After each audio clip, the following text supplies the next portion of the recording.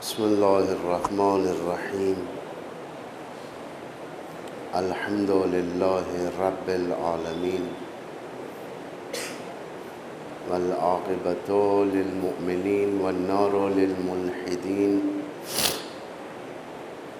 والصلاة والسلام علی سیدنا ونبینا وحبیب الہنا وطبیب نفوسنا ابی القاسم مصطفیٰ محمد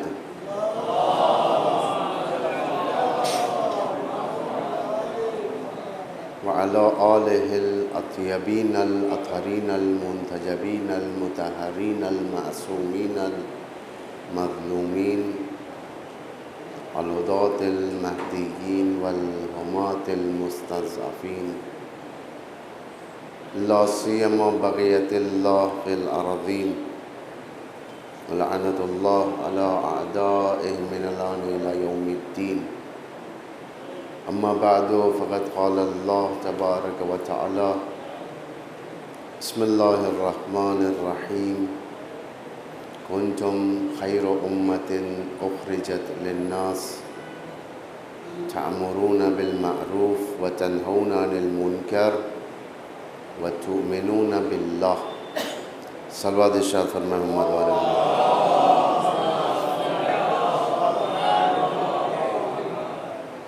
ایام اعضاء کا آغاز اور یہ پہلا دن، یہ ایام اعضاء ایک نعمت ہے اور ایک مشن ہے، خدائی مشن، جس نہضت کو اللہ نے ہمارے حوالے کیا ہے، آپ لوگوں کے حوالے، ہمارے حوالے یعنی شیعوں کے حوالے، تاکہ یہ نہضت قیامت تک کے لیے آگے بڑھے۔ جب یہ نہضت شروع ہوئی تھی، ایک سے شروع ہوئی تھی، عزاداری اور مظلوم کو دنیا والوں کے سامنے پیش کرنا۔ بہرحال ہمیں شکر ادا کرنا چاہیے کہ پروردگار نے ایک تو ہمیں اہل ولا میں سے قرار دیا ہے،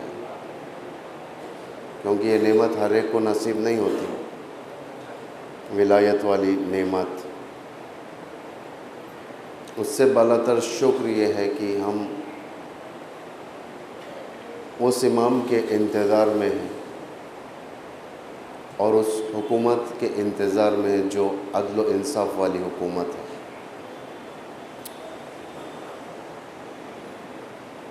میں نے جس آیت کو عنوان کلام قرار دیا ہے، یہ سورہ آل عمران کی آیت ہے۔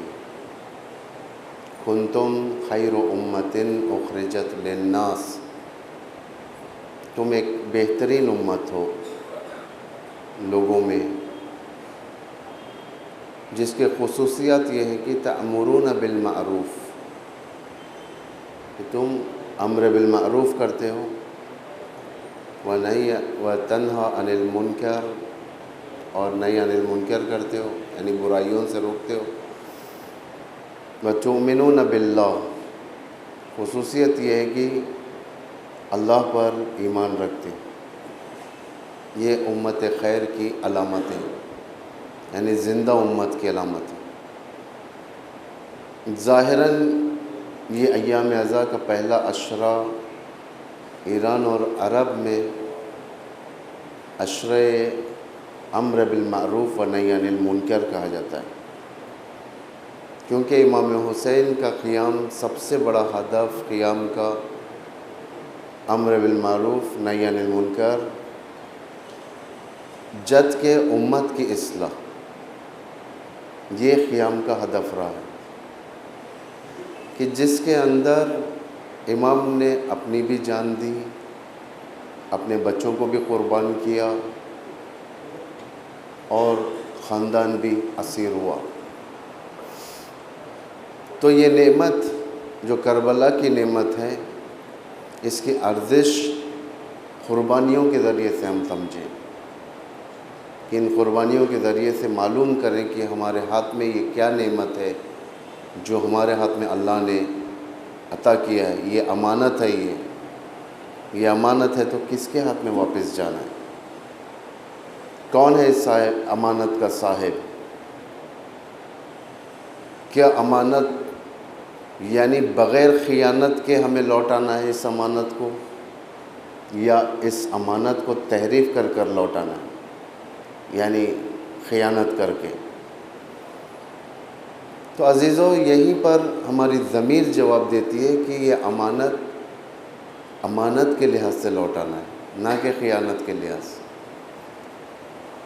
اس لیے کہ یہ صرف رسم نہیں، عزاداری کہ محرم کا چاند نظر آ گیا، صاحب عزا ہو گئے، مجلسوں میں شریک ہوئے، عزاداریوں میں شریک ہوئے، جلوسوں میں شریک ہوئے، اور سفر کا چاند دیکھنے کے بعد ایام عزا ختم کر دی۔ ایسا نہیں ہے۔ کل یوم عاشوراء و کل ارض کربلا، ہر دن عاشورہ ہے اور ہر جگہ کربلا ہے۔ یعنی کیا مطلب ہے؟ ہر دن عاشورہ، ہر جگہ کربلا؟ کیا بمبئی کی زمین بھی کربلا ہو سکتی ہے؟ سوال یہی ہے۔ نہیں، ایسا نہیں۔ تم جہاں پر بھی رہو گے، گویا کربلائی ہدف تمہیں آگے بڑھانا ہے۔ اور ہر دن عاشورہ مطلب ہمیں ہر دن عاشورائی مومن بننا ہے۔ عاشورائی مومن اور عام مومن میں فرق ہے۔ عاشورائی مومن تمام اصول و نظام کی حفاظت کرنے والا مومن ہوتا ہے، تمام اصول و نظام، سارے انسانیت کی حفاظت کرنے والا ہوتا ہے۔ اس لیے کہ امام حسین ایک شیعت سے مخصوص نہیں ہے، امام حسین ساری انسانیت کے لیے۔ امام حسین اس کے لیے ہے جو بھی امام حسین کو تلاش کرے گا۔ اگر ہم امام حسین کو تلاش کریں گے تو حسین ہمارے، اگر غیر مذہب والے امام حسین کو تلاش کریں گے تو امام حسین اس کے بھی ہیں۔ بہت سارے انقلابات امام حسین کے نام پر ہے، بہت سارے انقلابات آپ دیکھیں تاریخ اٹھا کر۔ بہت سارے لوگوں نے امام حسین کے بارے میں اپنا نظریہ قائم کیا ہے، ولو وہ حق نہیں رکھتے نظریہ قائم کرنے کا، غیر مذہب یا غیر لوگ، لیکن پھر بھی قائم کی۔ بتائیں کہ کیا نہضت ہے، یہ ہدف کیا ہے، یہ کس کے بدولت ہے؟ یہ عزاداری کے بدولت ہے۔ ہر مذہب اس عزاداری کا احترام کرتا ہے، ہر مذہب، جسے معرفت ہو۔ اکثرہم لا یعقلون، بہت سارے لوگ ہوتے ہیں جسے عقل نہیں ہوتی، جسے وہاں تک پیغام نہیں پہنچا ہے، بہت ساری جگہوں پر پیغام نہیں پہنچا ہے، عزاداری کا اصل ہدف نہیں پہنچا ہے۔ ورنہ عزاداری معمولاً وہ لوگ جو عزاداری سے واقفیت نہیں رکھتے، ان کے نزدیک عزاداری یہ ہے کہ شیعہ مسلمانوں کا ایک ایئرلی ایونٹ ہے، یہ سالانہ، یوں کہا جائے کہ ایک ایسا ایونٹ ہے جو ہر سال چاند دیکھنے کے بعد محرم میں یہ لوگ انجام دیتے ہیں۔ ورنہ انہیں نہیں معلوم ہے کہ قربانی کیا چیز ہے، انہیں نہیں معلوم ہے کہ اپنے ہاتھوں پر بچے کو قربان کیا ابا عبداللہ نے، یہ قربانی کس لیے تھی، فلسفہ قربانی نہیں معلوم ہے۔ بہت ساروں کو، خود بہت سارے ہمارے لوگ بیگانے ہوتے ہیں، کربلا کا مطلب نہیں معلوم ہے، قیام کا مطلب نہیں معلوم ہے، بس اتنا معلوم ہے کہ یزید کے لشکر نے ابا عبداللہ الحسین اور ان کے ساتھیوں کو کربلا میں گھیر کر 3 دن کا بھوکا و پیاسا رکھا اور پیاسا رکھ کر مار دیا، اتنا ہی جانتے ہیں۔ لیکن ہم لوگ حقیقتاً اہداف کربلا سے ناآشنا ہیں کہ یہ کربلا کا قانون کیا ہے، کربلا کا ہدف کیا ہے، اس کربلا کے بارے میں انبیاء نے کیا بتایا، اس کربلا کے بارے میں، اور کربلا کے بعد جو تقریباً 9 امام گزرے، 9 اماموں نے اس کربلا کی طرف کیا کیا، ان کا کردار کیا تھا ائمہ کا۔ آج جو عزاداری، آج 21ویں صدی میں ہم پہنچ چکے ہیں، 21ویں صدی میں جو عزاداری یعنی پھیل رہی ہے، اس سے آپ اندازہ لگائیں کہ یہ کیسا کرشمہ ہے یا خدائی معجزہ ہے جو پھیل رہی ہے۔ سوچنے کی بات ہے یہ کہ ایک کربلا ایک بیابان تھا، جس بیابان کے اندر کوئی جا نہیں سکتا تھا، ایک بڑے لشکر نے ایک چھوٹے سے کاروان کو گھیر کر حملہ کر دیا، بھوکا پیاسا رکھا، بیعت کا مطالبہ کیا، حملہ کیا، ہر چیز کیا۔ کوفے والوں کے سارے راستے بند ہو چکے تھے، اس راستے سے کوئی گزر نہیں سکتا تھا، لیکن نتیجہ کیا ہوا؟ ایک بیابان سے کربلا اٹھا، ساری دنیا میں آ گیا۔ آج کہاں نہیں کربلا کے جلوس نکلتے، ہندوستان کے علاوہ، پاکستان کے علاوہ، عرب میں، عرب کے علاوہ یورپ، امریکہ۔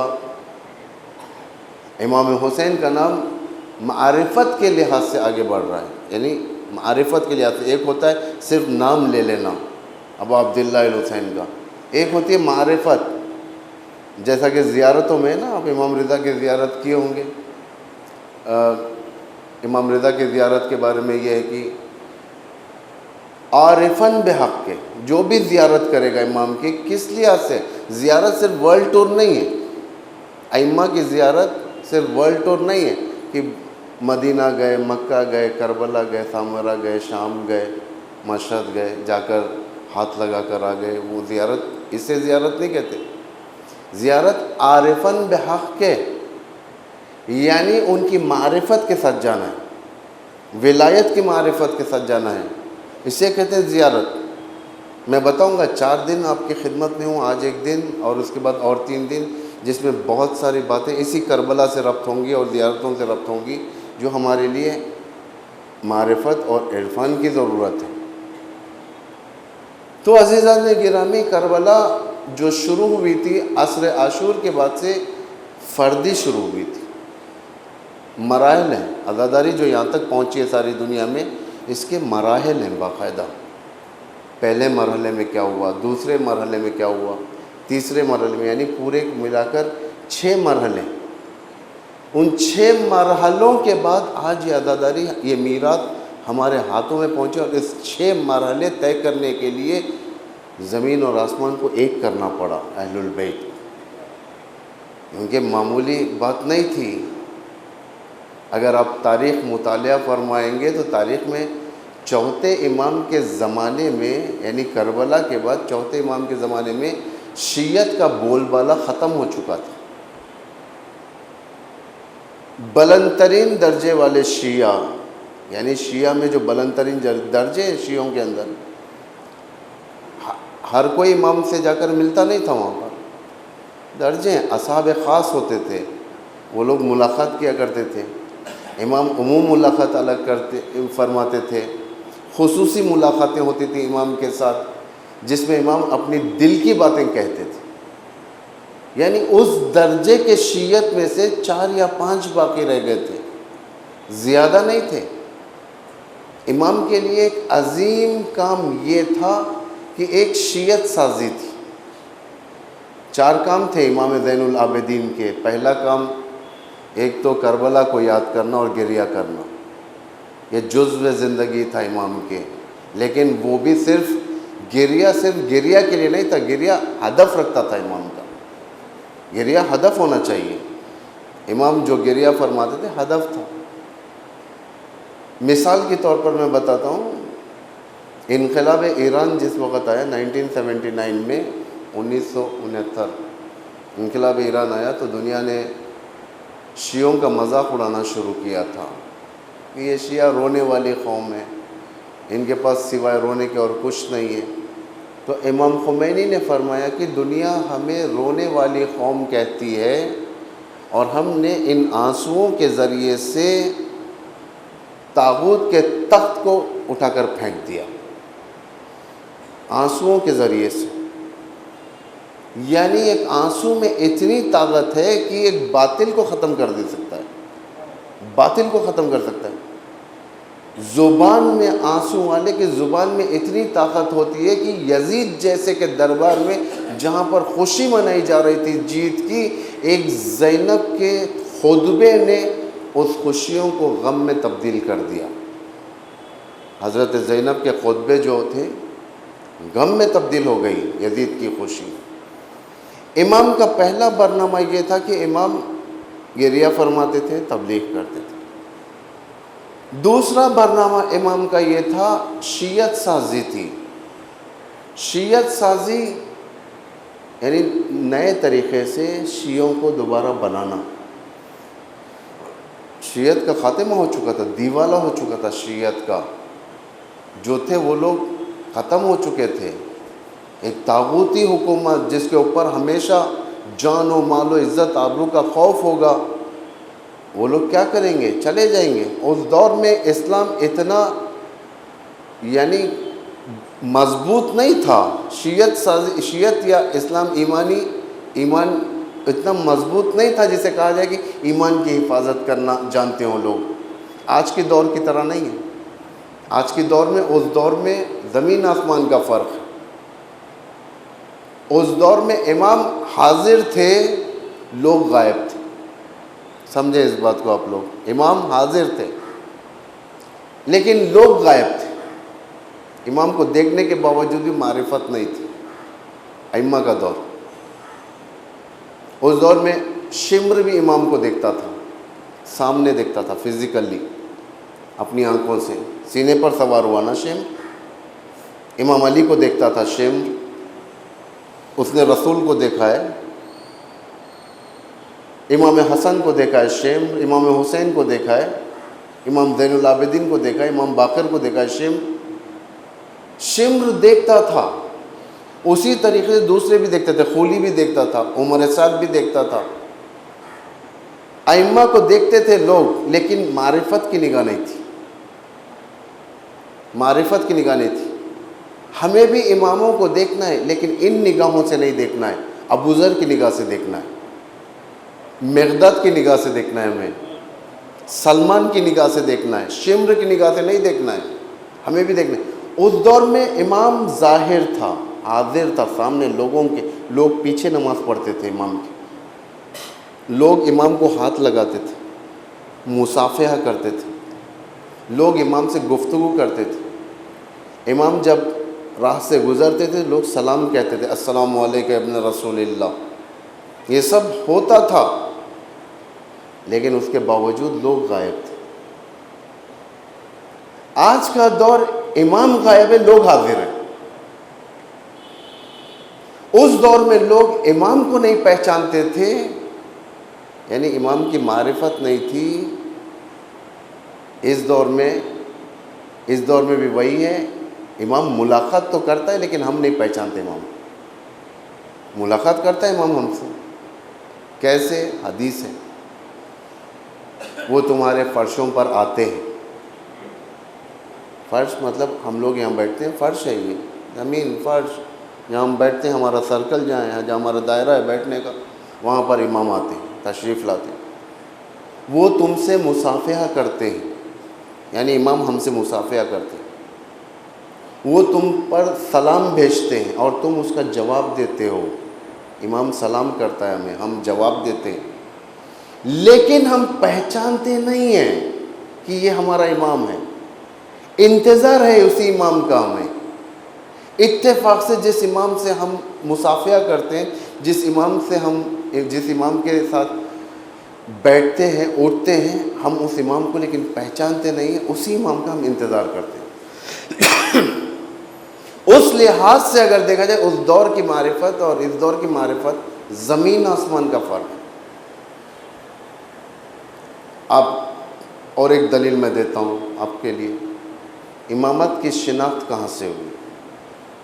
امامت کی شناخت یعنی امام کا جو مرتبہ ہے، حقیقی مرتبہ، جو آج ہم کہتے ہیں امام کے پاس علم غیب ہے، امام خدا کا، نبی کے بعد خدا کے طرف نزدیک ترین بندہ ہے، امام افترض اللہ تعالی علی الخلائق الاجمعین ہے، یعنی وہ ہوتا امام جس کی اطاعت تمام خلائق پر واجب قرار دی گئی ہے۔ امام اللہ کا حجت ہے، امام ولی معصوم ہے، امام جو کہہ دے اس کو سننا چاہیے، امام جس سے منع کرے اسے رک جانا چاہیے. یہ باتیں آج بچہ بچہ جانتا ہے. اس دور میں مخالفت ہوتی تھی رسول اللہ کی. رسول اگر کوئی بات ارشاد فرماتے تھے تو لوگ کہتے تھے کہ اے اللہ کے نبی پہلے آپ یہ بتائیں یہ آپ اپنی طرف سے کہہ رہے ہیں یا اللہ کی طرف سے؟ اگر اللہ کی طرف سے تو ہم قبول کریں گے، اگر آپ کی طرف سے تو ہمیں یہ بات نہیں چاہیے. یعنی رسالت رسول کے اوپر لوگوں کا ایمان تھا، امامت رسول کے اوپر لوگوں کا ایمان نہیں تھا. رسول جہاں پر رسول ہے، محمد جہاں پر رسول ہے، وہی محمد امت کا امام بھی ہے. دعائے توسل میں آپ پڑھتے ہیں نا، یا امام الرحمہ یا سیدنا و مولانا. یعنی رسول جہاں پر رسول ہے وہاں امام بھی ہے. امام کے لحاظ سے یعنی جو بات رسول یعنی وحی جو نازل ہوتی ہے، اگر رسول اس کو دے دیں وہ رسالت ہے، وہ نبوت ہے. وہ اگر رسول وحی سے ہٹ کر گفتگو کرے تو یہ امامت کی گفتگو ہے. یہ مرتبہ یہ امامت لوگوں کے اندر شعور نہیں تھا، اتنا شعور نہیں تھا. یہ کب شعور آیا؟ 9ویں امام کے دور میں، امام محمد تقی اور امام ہادی کے دور میں.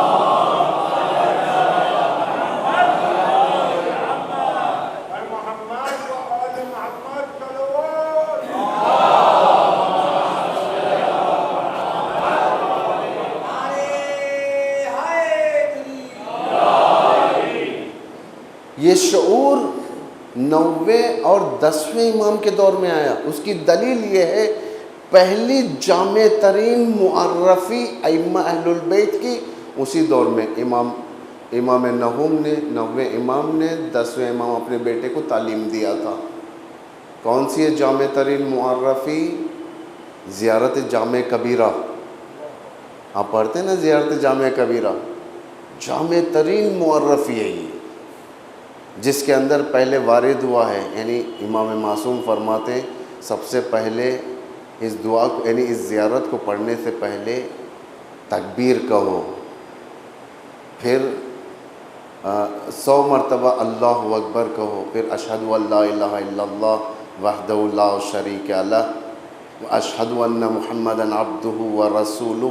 اس کو پڑھنے کے بعد اس زیارت کو پڑھا جائے، اس لیے کہ یہ زیارت کے اندر ائمہ کی وہ تعریف ہے کہ لوگ اگر معرفت نہ رکھیں امام کی امامت کی تو لوگ غلو پر آ جائیں گے. یعنی امام کو اتنا بڑھا دیں گے، اتنا بڑھا دیں گے کہ رسول سے زیادہ بڑھا دیں گے. کوئی نصیری بن جائے گا، کیونکہ یہ زیارت ایسی زیارت ہے، یہ جامع ترین نام ہی دیکھیں، زیارت جامعہ، زیارت جامع کبیرہ، یہ نام ہی دیکھیں. یہ اس زیارت معرفت کے لیے کہ تم امام کے پاس کیسے جاؤ. پیغمبر کے دور میں یہ نہیں تھا. پیغمبر کے دور میں یا رسول اللہ، قرآن نے منع کیا، ادھر دیکھیے آپ، یہ سب ہوتا تھا. قرآن کہہ رہا ہے کہ پیغمبر سے ایسی گفتگو نہ کرو، ایسا نہ کہو کہ ادھر دیکھیے، ادھر مشاہدہ فرمائیے. قرآن کہہ رہا ہے انظر رأینا، خدا کہہ رہا ہے انظرنا. قرآن آیت ہے یہ لوگ کہتے تھے یا رسول اللہ ادھر دیکھیے. قرآن کہہ رہا ہے نہیں، قانون حفاظت کرو قانون کی. یہ ولی معصوم ہے، اسے پکارنے کا طریقہ ہے ادھر آرام سے، ادھر ملاحظہ فرمائے، ہے نا. اچھی اردو، ہماری اردو میں اور آپ کی اردو میں زمین آسمان کا فرق ہے. ایک اچھی اردو بھی ہوتی ہے، خوبصورت اردو، زبان اچھی ہوتی ہے کہ سننے والوں کو کان کے لیے ایک اچھا سکون ہوتا ہے، اس کے نفس کے لیے، اس کے ایمان کے لیے. پھر پیغمبر کے محضر میں یہ لوگ رہ کر بڑی آوازوں میں بات کرتے تھے، بڑی آواز میں. بدو تھے لوگ، پڑھے لکھے تھے، پڑھے لکھے جاہل تھے لوگ. بڑی آواز میں. خدا کہتا ہے کہ نہیں، پیغمبر کے سامنے اپنی آواز کو کم رکھو، پیغمبر کے سامنے بلند نہیں کرو، بدتمیزی نہیں کرو. یعنی یہ سب قانون نے امامت انہیں معلوم نہیں تھا. یہ لوگ انبیاء اور پیغمبر کو اور اماموں کو ہم جیسا ایک بشر عادی سمجھتے تھے، جو آج بھی یہ رائج ہے بعض فرقوں میں، یہ آج بھی رائج ہے، عادی بشر. امام نہوم کے دور میں امام نے بتایا کہ امام کو کیسے خطاب کیا جائے. اتنا بھی نہیں معلوم تھا کہ امام کا درجہ کیسے ہوتا ہے. زیادہ تر لوگ ائمہ کو اس دور میں، زیادہ تر، کم لوگ جو تھے معرفت رکھتے تھے امام کی، جیسا مالک اشتر، جیسا روشید، عمار یاسر، میثم تمار، ایسے جو بڑی شخصیتیں، ابو ذر غفاری، ایسے جو بڑی شخصیتیں، وہ لوگ اس قانون کی رعایت کرتے تھے کہ آپ اللہ کے ولی ہیں، آپ کی اطاعت واجب ہے. ایسے لوگ، لیکن اکثریت نہیں. اکثریت کیا کہہ کر پکارتی تھی ائمہ کو؟ اکثریت یہ کہتی تھی کہ یہ ابن رسول اللہ، یہ ابن رسول اللہ، آپ رسول کے فرزند ہیں، یہ ابن رسول اللہ. سلام کا طریقہ یہ السلام علیکم ابن رسول اللہ، جو آج بھی ہے، ایک خوبصورت جملہ یہ. پھر کیا پکارتے تھے؟ کہتے تھے کہ یہ عالم ہے، امام حسن اچھے عالم ہیں، قرآن، یعنی قرآن کی ساری میراث ان کے پاس ہے، پڑھے لکھے ہیں، سب سے زیادہ پڑھے لکھے ہیں. لوگوں میں یہ شعور تھا. سید ہیں، یہ خاندان رسول کے ہیں، سید ہیں، یعنی یہ درجات ائمہ کو دیے جاتے تھے، لیکن امامت کا درجہ نہیں دیا جاتا تھا. امامت کا درجہ خاص فرقے میں تھا. شیعت کا فرقہ تھا، وہ جو بہت کم تھا، اور اس میں سے بھی اکثریت لاشعور تھی، شعور نہیں تھا انہیں. 8ویں امام کے بعد اسلام نے مذہب تشیع نے پہلا تجربہ کیا تھا، وہ ہے سب سے کم سن عمر کا امام. سب سے کم سن عمر جس کی تھی، وہ پہلی بار شیعوں کا امام ہو رہا ہے. کون؟ 8 سال کے امام محمد تقی. جب امام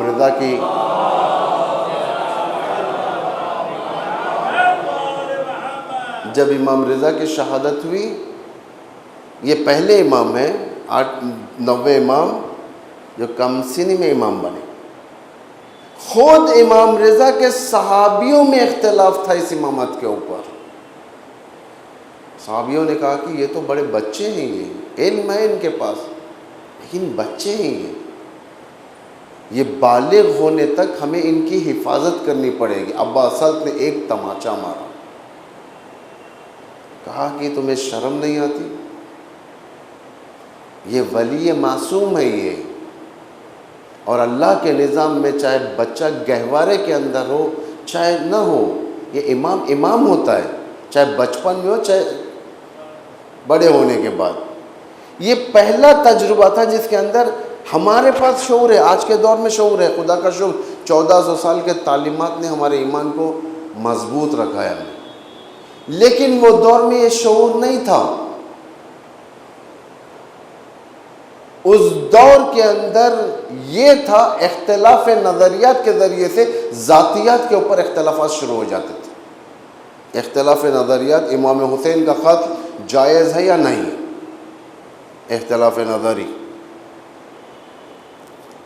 علماء میں بات چیت، امام حسین نے بیعت نہیں کی، قاتل جائز ہے یا نہیں. قاضی شرعی جو بڑا مفتی قاضی، وہ کہتا ہے کہ قتل جائز ہے. کس دلیل کے بنا پر امام کا قتل جائز سمجھائیے؟ امام کی شہادت کے بعد اس نے یہ انٹرویو دیا، انٹرویو ہماری زبان ہے، معافی چاہتا ہوں، یہ بیان دیا. حسین خود اپنی جد کے تلوار سے قتل ہو گئے. حسین خود اپنی جد کے تلوار سے، یعنی رسول اللہ کی تلوار سے قتل ہو گئے. یعنی کیا مطلب ہے اس کا؟ اسلام کے خلاف ابا عبداللہ نے بغاوت کی، چونکہ بغاوت کی سزا قتل ہے، اسلام میں، اور اسلام رسول کا ہے۔ اس اسلام کے قانون کے مطابق حسین قتل ہوئے، رسول کا نواسہ خود بغاوت کے جرم میں قتل ہو گیا۔ یہ عام لوگوں کے ذہن پر یہ فتویٰ کیا اثر کرے گا؟ ایک مفتی، ایک قاضی بلاد اسلامی کا، اور وہ قاضی جو خود امیر المؤمنین کے دور میں بھی قاضی تھا۔ سب سے بڑی بات یہ ہے، تاریخ کوئی معمولی تاریخ نہیں ہے عزیز و جوانوں، تاریخ کے اوپر نگاہ رکھو۔ تاریخ صرف کہانی کے لیے نہیں پڑھو، آپ تاریخ پڑھو، آج کے دور میں اسے تجزیہ و تحلیل کرو، آج کے دور میں تجزیہ و تحلیل کرو۔ خدا خود کہہ رہا ہے نا، خدا خود ارشاد فرمایا سورہ یوسف میں پروردگار آیت 111 میں لَقَدْ كَانَ فِي قَصَصِهِمْ عِبْرَةٌ لِأُولِي الْأَلْبَابِ،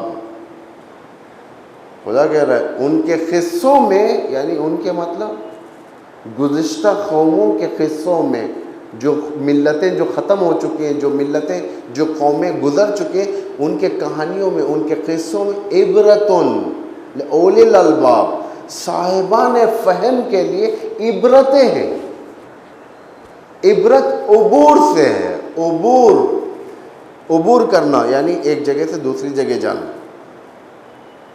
عبرت ایک جگہ سے دوسری، اس مقام سے لے کر ہم دوسرے مقام پر گئے، اس راستے کے اندر ہم نے بہت ساری چیزوں کو دیکھا، اچھائیوں کو بھی دیکھا، برائیوں کو بھی دیکھا، اچھائیوں کو لے لیا، برائیوں کو چھوڑ دیا، تاکہ عبرت تاریخ میں اسی لیے حاصل کیا جاتا ہے، تاکہ تاریخ سے خدا جو کہہ رہا ہے عبرت حاصل کرو، اس لیے کہ پچھلی قومیں جنہوں نے اطاعت کیا ان کی بقا قرآن میں، اللہ نے انہیں زندگی دیا، اللہ نے انہیں عزت دیا، شرف دیا۔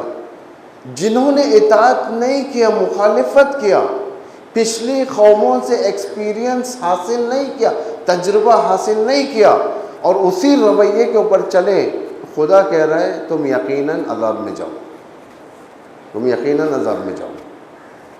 مثلاً ایک آدمی اگر جا رہا ہے کہیں پر، راستے میں اس سے مشکلات پیش آئی، گڈھے آ گئے، گاڑی خراب ہو گئی، لوگ گرنے لگے، وہاں پر بہت مشکل ہو گیا، اس نے فون کر کہا کہ بھائی اس مقام سے ذرا دیکھ کر آنا، اس لیے کہ راستہ صحیح نہیں ہے۔ اتنی انفارمیشن، اتنی اطلاعات ہونے کے باوجود اگر ہم اسی راستے پہ چلیں گے، ہلاکت کے راستہ ہے، ہلاکت کا راستہ ہے۔ عبرت حاصل کریں آپ لوگ، ہر مجلس کو سن کر یہ نہ سمجھے کہ اتنا ہمارے لیے کافی ہے۔ مجلس سے جو دیا جاتا ہے 0.1% بھی نہیں ہوتا، اتنا کم ہوتا ہے، کم وقت ہوتا ہے، کم دیا جاتا ہے میٹر، خالی اشارے کیے جاتے ہیں، ایک موضوع رکھا جا سکتا ہے بہت سے بہت ایک چند عرصے میں۔ جس موضوع کے اوپر اگر 100 آیتیں ہیں تو اس میں سے 2 آیتیں بیان کی جا سکتی ہیں، جس موضوع پر اگر 500 احادیث ہیں، ایک 4 حدیثیں بیان کی جا سکتی ہیں، ساری کی ساری نہیں ہوتی، باقیہ سب تحقیق کرنی پڑتی ہے۔ ہمارا مذہب تحقیقی مذہب ہے۔ اس دور میں یہ تحقیق نہیں تھی، لوگ نہیں جانتے تھے، ائمہ اہل البیت کے بارے میں نہیں جانتے تھے، عام آدمی سمجھتے تھے، مخالفت کرتے تھے، لوگ مخالفت کرتے تھے، احزاب کو بدلتے تھے، آج ایک پارٹی میں کل دوسری پارٹی میں، یہ کامن تھا، آج ایک پارٹی میں۔ اگر کسی بچے سے میں پوچھوں، جوان سے میں پوچھوں یا بچے سے، کل کے دن جب امام ظہور کریں گے آپ کس کی طرف ہوگے؟ بچہ کہے گا امام کی طرف۔ اگر میں کہوں اگر امام کی طرف آپ رہیں گے، ہو سکتا ہے یہ مشکل ہے، اگر آپ غرب کی طرف جائیں گے آپ کے لیے فائدے۔ بچہ کیا کہے گا؟ کچھ بھی ہو جاؤ، ایسے فائدے امام پر سے قربان۔ اس دور میں یہ نہیں تھا، اس دور میں فائدے مقدم تھے، امام مؤخر تھا، فائدے مقدم تھے، یعنی لوگ فائدہ دیکھتے تھے، امام مؤخر۔ گمراہ ہونے والے زیادہ تر لوگ عام لوگ نہیں تھے، پڑھے لکھے لوگ تھے۔ امام حسین کے سینے پر سوار ہونے والا شمر 20 سال پہلے امام علی کی طرف سے دشمن سے جنگ کر رہا تھا. شمر 20 سال پہلے حزب اللہ میں تھا، 20 سال بعد حزب شیطان میں آ گیا. کیا شمر نہیں جانتا تھا اہل بیت کو؟ کیا شمر کی واقفیت اہل بیت سے نہیں تھی؟ بہت زیادہ تھی. عمر سعد، جس کے بارے میں حضرت زینب سلام اللہ علیہا نے کربلا میں تل زینبیہ، آپ یہ مسائل میں سنتے ہیں، حضرت زینب نے خیمے کے باہر ایک تلے کے مقام پر آ کر آواز دیا، اے پسر سعد، میرا ماجایا ذبح ہو رہا ہے اور تو دیکھ رہا ہے. اتنے سارے لشکر میں حضرت زینب نے عمر سعد کو ہی کیوں پکارا؟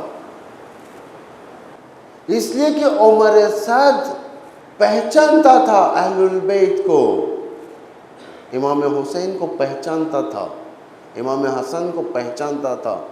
اس کا باپ سعد ابن ابی وقاص جو فاتح ایران تھا، جس کے بعد اس نے گمراہ ہوا، گمراہی کے بعد اس نے امام حسن کے سامنے توبہ کیا تھا اور نصرت کا اعلان کیا تھا، لیکن بعد میں بیٹا مکھر گیا. پہچانتے تھے یہ لوگ. ایک حزب کے گود میں تھے، پھر باطل کی طرف چلے گئے، اس لیے کہ معرفت نہیں تھی. پہچانتے تھے، معرفت نہیں تھی. پہچاننا بڑی بات نہیں ہے، معرفت ہونا بڑی بات ہے. خدا کہہ رہا ہے کہ ایسے کیریکٹرز کو تم پہچان. لقد کان فی قصصہم، ان کے قصوں میں، ان کے کہانیوں میں تمہارے لیے عبرت ہے. کہ ایسا نہ ہو کہ اس دور میں شمر تھا، آج شمر کا کردار ہمارے اندر آ جائے. ہو سکتا ہے آج کی دنیا اس دور کی دنیا سے زیادہ جلوہ گر ہے. آج کی دنیا اس دور کی دنیا سے زیادہ پیش رفتہ تر ہے. آج کی دنیا اس دور کی دنیا سے زیادہ گمراہ کنندہ ہے. اس دور میں شمر تھا، ہم شمر پر لعنت پڑیں گے. کہیں ایسا نہ ہو کہ شمریت ہمارے اندر آ جائے. آ سکتی ہے، کیونکہ شمر علی کے لشکر میں تھا، علی کے پیچھے نماز پڑھتا تھا. ایک بٹالین کا وہ کمانڈر تھا، فرمان روا تھا. ایک بٹالین کا پورے 1000 کے لشکر کا، ایک کے امام حسن، ایک کے امام حسین، ایک کا شمر تھا. اتنا کچھ ہونے کے باوجود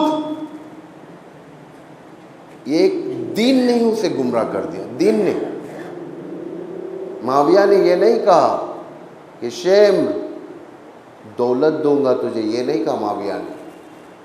شمر تجھے پیسہ دوں گا، شمر تجھے حکومت دوں گا، ہر چیز دوں گا. نہیں، دنیا نے شمر کو گمراہ نہیں کیا، دین نے شمر کو گمراہ کیا. کیسے؟ خوارج کا واقعہ آیا، لا حکم الا للہ کے نعرے بلند ہوئے. شمر تو ان کے معرفت شناس نہیں تھا، خوارج کے فتنے میں جا ملا. دین نے گمراہ کیا نا، دین نے گمراہ کیا. تو دین بھی گمراہ کرتا ہے بشرطی کہ اگر معرفت نہ ہو، ولایت کے ماتحت نہ ہو. وہ دین جو دل سے بنایا جاتا ہے وہ دین گمراہ کر دیتا ہے. وہ دین جو سنت نبی اور قرآن سے لیا جاتا ہے وہ دین مقصد حیات ہے. وَلَنُحَيَّنَّهُ حَيَاتًا طَيِّبًا، وہ حیاتی دین ہے، وہ پاک دین ہے. وہ دین جو ہم اپنے دل سے بنائیں گے وہ دین تمہیں راستہ بدلا دے گا، دنیا کی طرف بھیج دے گا. پہلے شمر کو علی سے جدا کیا. دیکھیں کیریکٹر ہے یہ، اس کو آپ سٹڈی کریں. شمر کو علی سے جدا کیا، وسط دین یعنی ایکسٹریمزم دین کی طرف لایا، یعنی شدت پسندی کا دین جو آج IS کا ہے، وہابیت کا دین ہے، خوارج کا دین، اس میں لا کر ٹھہرا کیا۔ اس کے بعد دھیرے دھیرے سے وہابیت اور خوارج میں ایک فرق میں بتاؤں، یہاں پر ایک سنیں، ایک صلوات پڑھیں سب سے پہلے۔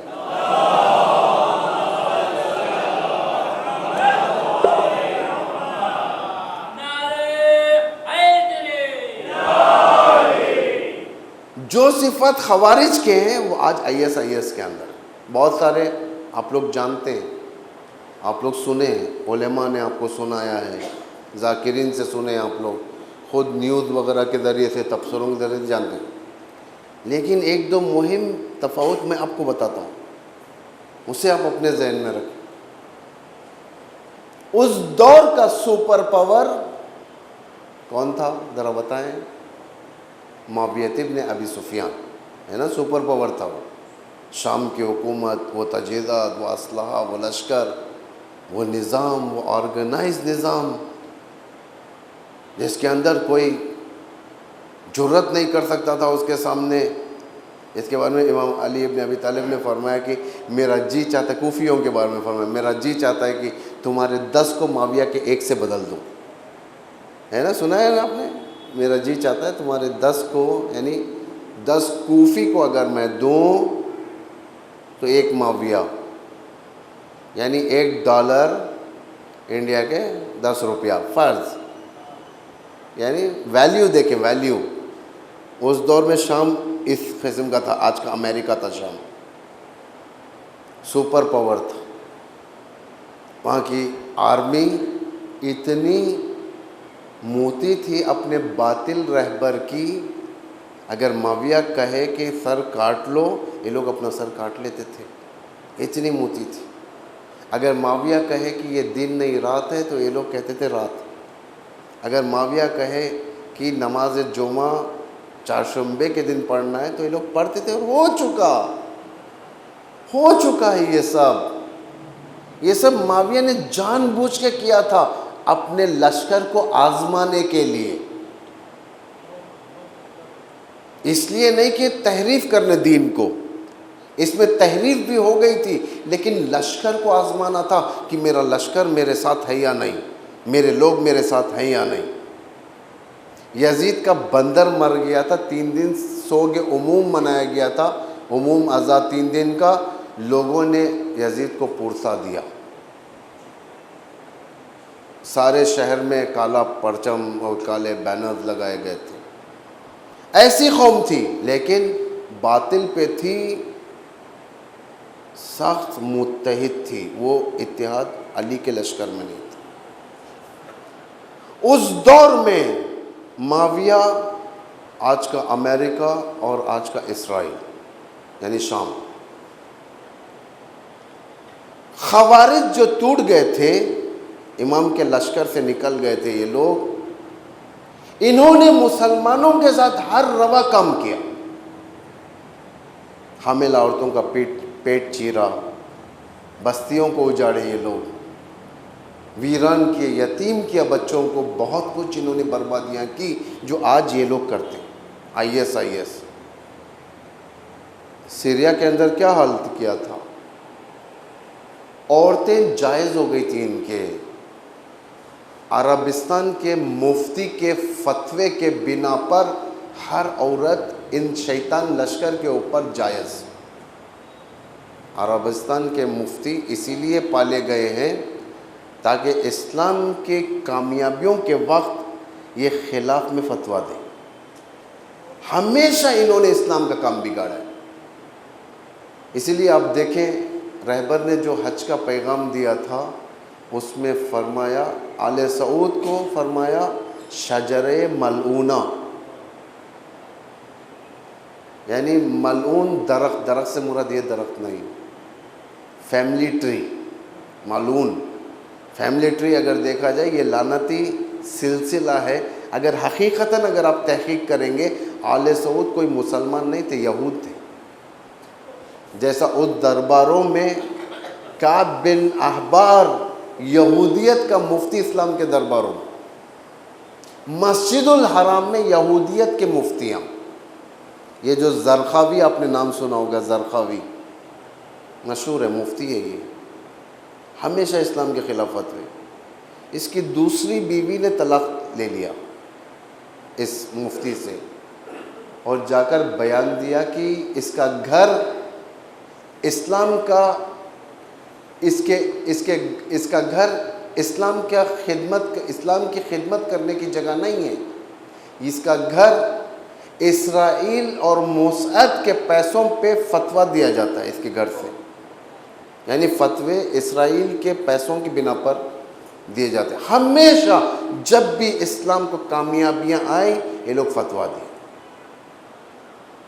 رہبر نے پیغام دیا، انہوں نے کہہ دیا کہ ایرانی مسلمان ہی نہیں، آسان ہے ان کے لیے کافر کا فتویٰ دینا. دیکھیں میں یہ سب ملا رہا ہوں آپ کو.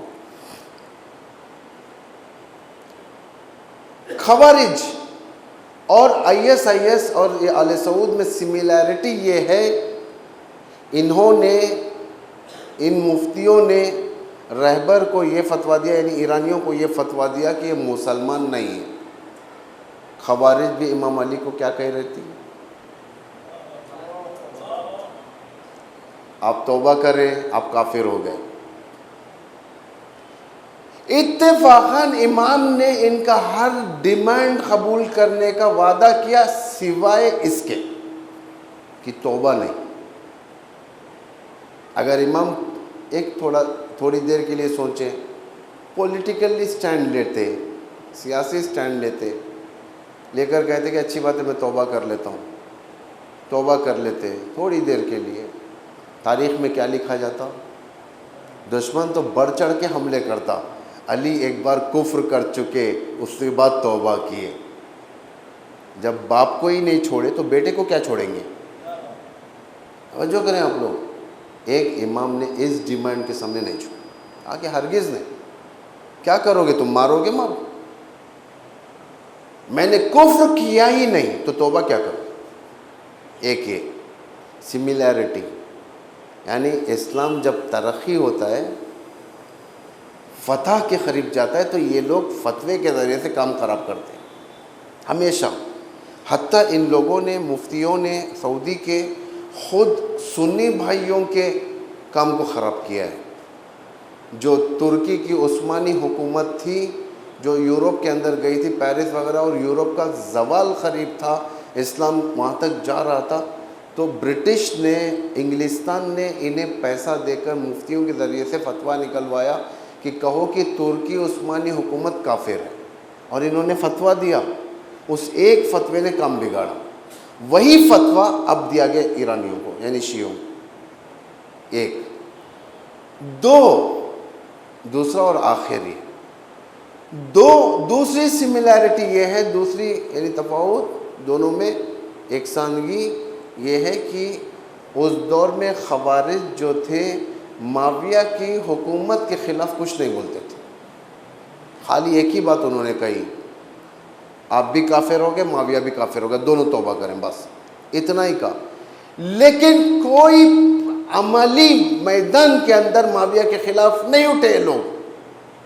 اتفاق سے آج بھی اگر آپ دیکھیں گے، یہ ISIS اور وہابیت صرف مسلمانوں کے اور سنیوں کے بلاد اسلامی کے اوپر یہ لوگ حملے کرتے ہیں، گولیاں چلاتے ہیں. نہ ایک گولی ان کی اسرائیل کی طرف جاتی ہے، نہ ایک بات یا فتوے امریکہ کے خلاف جاتے ہیں.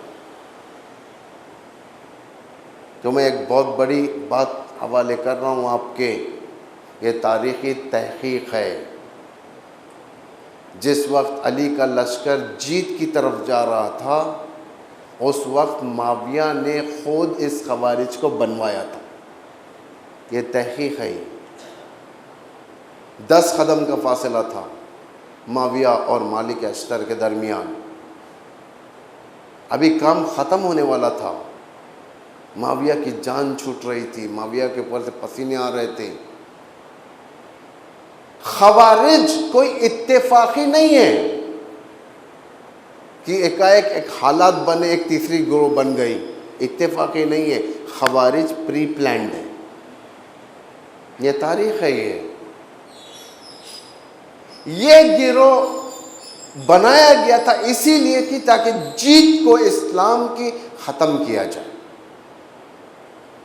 اور آج بھی ISIS اتفاقی نہیں ہے، وہابیت اتفاقی نہیں ہے، تکفیر اتفاقی نہیں ہے، بلکہ پری پلانڈ ہے. انہوں نے ہی بنایا تھا، اسرائیل اور امریکہ نے ہی بنایا، تاکہ اسلام کی جو جیت ہو رہی ہے اس دور میں، اس جیت کو روکا جائے، ختم کیا جائے. لیکن دشمن اس سے غافل ہو گیا کہ جیت رکنے والی نہیں ہے. تاخیر ہو سکتی ہے جیت تک پہنچنے، لیکن جیت ہار میں تبدیل ہونے والی نہیں ہے. اسی طریقے سے علی کی حکومت کی جیت میں تاخیر ہو سکتی ہے، لیکن ہار میں تبدیل ہونے والی نہیں. جو کریں آپ دیکھیں، یہ تاریخ کے دو عظیم پہلو، اس کو آپ اپنے ذہن میں رکھیں. اور بہت سارے باتیں ہیں اسی سے ربط میں کل بھی بتاؤں گا، پرسوں 3 دن میں آپ کے خدمت میں ہوں. لیکن آج کے حد تک اتنا میرے خیال سے کافی ہے، کیونکہ پہلی محرم بھی ہے، اور کچھ ہم آج کے بعد سے تمام عزادار شیعہ اپنے آپ کو آمادہ کرتے ہیں اب عبداللہ الحسین کے غم میں گریہ کرنے کے لیے. یہ غم صرف کربلا سے شروع نہیں ہوا، بلکہ کربلا سے پہلے اس کی پیشن گوئیاں تھیں. انبیاء نے بتایا ہے کربلا کے بارے میں، اوصیاء نے بتایا ہے، انبیاء نے گریہ کیا ہے. امام حسین کے اس نہضت کا مطالعہ کیا انبیاء نے. انبیاء نے اس کربلا کے معاملے میں ایک کردار ادا کیا. پیغمبر اکرم نے بتایا، بشارتیں دی گئیں کربلا کے بارے میں کہ کربلا والوں کے لیے. المختصر کربلا نے ایک ایسا کام کیا جو فصل الخطاب کا تھا، قیامت تک کے لیے دشمن اور دوست کو الگ الگ کر دیا. دونوں پتہ نہیں ہوتا تھا، لیکن کربلا نے الگ کیا. فصل الخطاب ہے کربلا، اہل البیت فصل الخطاب ہے. ظالم اور مظلوم میں ایک فرق پیدا کیا. انسانیت کا ایک اس میدان سے، اس خونی میدان سے انسانیت کا ایک پیغام اٹھا. سارے انسانوں کو پیغام گیا، انسانیت کو پیغام گیا، بلکہ زمین پر ہر چیز کو پیغام گیا. حتیٰ جانوروں کا بھی پیغام ہے اس کربلا کے اندر، کہ ہم مر جائیں گے لیکن ظالم کے زیر سایہ نہیں آئیں گے. یہ سب سے بڑا پیغام ہے، جسے ہم کہتے ہیں انٹرنیشنل سلوگن، شعار بین الملل نعرہ، ہیہات من الذلہ، کہ ہم سے ذلت دور ہے. ہم ذلت کے زیر بار نہیں جا سکتے، سر کٹا دیں گے لیکن ذلت کے زیر بار نہیں جائیں گے. اس پیغام کو عام کیا. بچے نے پیغام کو عام کیا. کہا کہ قاسم نے کہا کہ اگر یزید اسلام کا ٹھیکیدار بنتا ہے تو شہادت شہد سے زیادہ شیریں ہے، لیکن یزید کے تابع نہیں. ذلت کی زندگی ایک لمحے کے لیے بھی نہیں گزاریں گے. حج کو عمرے میں تبدیل کر کر ابا عبداللہ نے بتا دیا، دیکھو معنوی حج اپنی جگہ ہے، لیکن دشمن شناسی خدا شناسی سے زیادہ اولویت رکھتی ہے. پہلے دشمن کو پہچانو، بعد میں خدا سمجھ میں آ جائے. یہ امام نے اس فلسفے کو بتایا. زینب کے کردار نے بتایا کہ دشمن کا مقابلہ کیسے کیا جائے. علی اکبر کے جذبات نے بتایا. علی اصغر کی جو ننھی زبان، جو بے زبانی میں لبیک یا حسین کہہ کر علی اصغر نے تائید کر دی. علی اصغر اس وقت حل من ناصر کی صدا پر لبیک کہہ کر بتا دیے کہ فلسفہ امامت کیا ہے۔ آج وہ فرش کربلا ہمارے ہاتھ میں ہے، کل یہ فرش کربلا کسی اور کے پاس تھا، آج ہمارے پاس ہے، کل کسی اور کے پاس جائے گا۔ نسل و نسل یہ خدمتیں آگے بڑھتی رہے گی، اور نہ جانے کتنے اور تعداد میں لوگ اس کربلا کے سفر میں اپنے آپ کو شامل کریں گے۔ نہ جانے تاریخ میں کتنوں نے اپنے ہاتھوں کو گنوایا، کتنوں نے اپنے بچوں کو گنوایا، صرف اور صرف اس کربلا کو آباد رکھنے کے لیے۔ عزیزو، آج پہلی محرم ہے، یقیناً یہ ایام وہ ایام آپ نے حدیث میں سنے۔ امام رضا کیا فرماتے ہیں؟ امام رضا فرماتے ہیں محرم وہ مہینہ ہے جس میں خدا نے جنگ کو حرام قرار دیا، لیکن اسی محترم مہینے میں میرے جد اور اس کے خاندان کو کربلا کے میدان میں گھیر کر پیاسا رکھ کر ٹکڑے ٹکڑے کیا گیا، شہید کیا گیا۔ کربلا وہ میدان ہے، کربلا وہ مقام جہاں پر عدالت و انصاف کی کرنیں شروع ہو گئی۔ کربلا پہنچے ہی تھے ابا عبداللہ، راستے میں چاند نظر آیا، کلمہ استجراء امام نے جاری فرمایا، انا للہ و انا الیہ راجعون۔ ایک منزل پر امام توقف فرماتے ہیں، خیمے میں تھوڑی دیر کی استراحت، اور بازو میں علی اکبر بیٹھے ہوئے۔ امام ایک نیند سے پریشانی کے عالم میں بیدار ہو گئے، چہرے اقدس پر پسینہ تھا۔ علی اکبر نے بابا سے پوچھا، بابا کیا بات ہے، آپ کیوں اس طریقے سے گھبرا کر اٹھ گئے؟ امام نے فرمایا، بیٹا میں نے خواب دیکھا کہ ہمارا کاروان آگے آگے جا رہا ہے، پیچھے سے آواز آ رہی ہے کہ یہ موت کی طرف قدم بڑھا رہے ہیں۔ علی اکبر نے سوال کیا، بابا کیا ہم حق پر نہیں ہیں؟ امام نے فرمایا، بیٹا اگر ہم حق پر نہ ہوں تو پھر کون ہوگا؟ اللہ اللہ، اس شہادت کی طرف آگے بڑھنے والے کا کیا عالم تھا کہ کیسے آگے بڑھ رہے تھے کہ عماریاں تھیں، ایک قافلہ تھا، عماریاں تھیں، محملیں بچی ہوئی تھیں، اس میں زینب تھی، رسول زادیاں تھی، ایک احترام تھا، حفاظت تھی، ہر چیز یہاں پر دیکھا جا رہا تھا۔ لیکن ایک وقت وہ آیا، 11 محرم کا دن تھا، جب ان اشقیاؤں نے اسیروں کو سوار کرنا شروع کیا، ہتھکڑیوں میں ہاتھوں میں ہتھکڑی، پیروں میں بیڑیاں، کمر میں لنگر، گردن میں توق، بیویوں کو رسن میں باندھا اور کہا سوار ہو جاؤ۔ زینب نے کہا، عباس، علی اکبر، تم نے ہمیں مدینے میں سوار کیا، لیکن کربلا سے اب سوار ہونے کے لیے ہمیں کوئی وسیلہ نہیں ہے۔ سید سجاد آگے بڑھے، پھوپھی اماں سوار ہو جاؤ۔